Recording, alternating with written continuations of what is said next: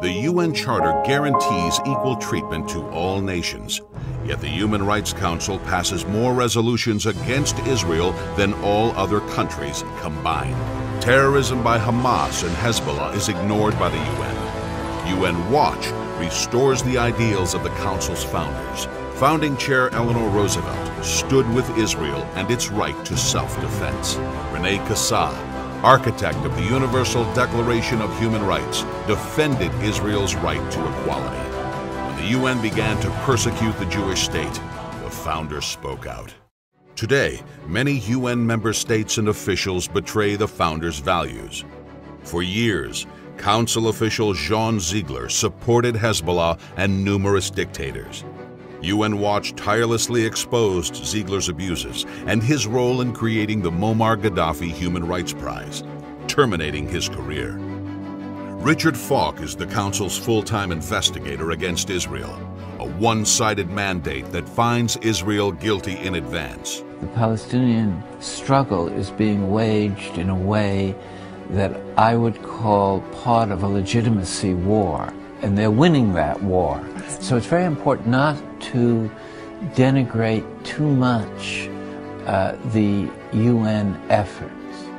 UN Watch leads the opposition to Falk, exposing his support for terrorism and 9/11 conspiracy theories.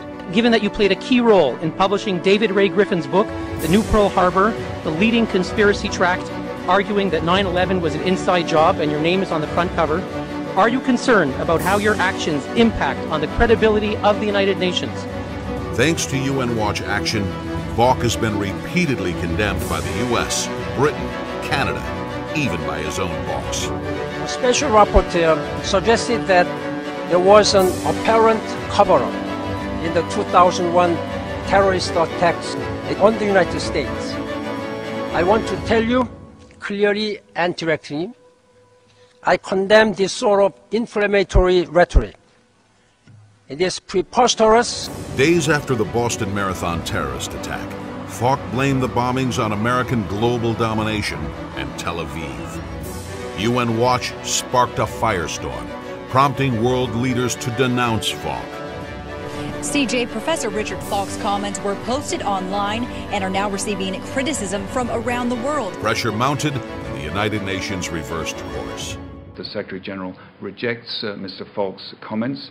Special rapporteurs such as Mr. Falk understand that while they have independent status, their public comments can undermine the credibility and the work of the United Nations.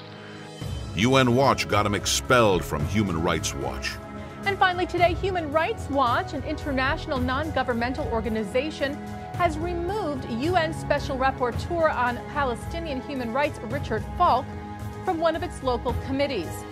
UN Watch, a non-governmental organization based in Geneva that monitors the performance of the United Nations, had called on Human Rights Watch to remove Falk, saying he has been spreading anti-Semitism. Hillel Neuer, executive director of UN Watch, had said that a man such as Falk, who among other things supports the Hamas terrorist organization, has no place in an organization dedicated to human rights. Falk and his supporters are outraged. When the UN calls numerous emergency sessions on Israel, UN Watch counters the bias with high-profile speakers. When the Council issued a report calling Jerusalem occupied, UN Watch brought Nobel Peace Prize laureate David Trimble. It could lead actually to the utterly grotesque consequence that the Jewish quarter of Jerusalem should be returned to the desolate condition that existed between 48 and 67. The United Nations and its human rights bodies should be working with others to advance the cause of peace, not to hinder it. When the infamous Goldstone report excoriated Israel and exonerated Hamas, UN Watch fought the report and changed the debate. I'm the former commander of British forces in Afghanistan. I served with NATO and the United Nations, commanded troops in Northern Ireland, Bosnia and Macedonia, and participated in the Gulf War. Mr. President, based on my knowledge and experience, I can say this. During Operation Cast Lead, the Israeli Defense Forces did more to safeguard the rights of civilians in a combat zone than any other army in the history of warfare. When Colonel Kemp's speech went viral, UN Watch continued to campaign against the Goldstone report, and Judge Goldstone retracted. the Turkish Prime Minister told a UN summit on tolerance that Zionism was a crime against humanity, world leaders were silent. UN Watch broke the story and sparked worldwide condemnations. We need to fight hatred, racism, and anti-Semitism. We need to fight dictatorships and double standards.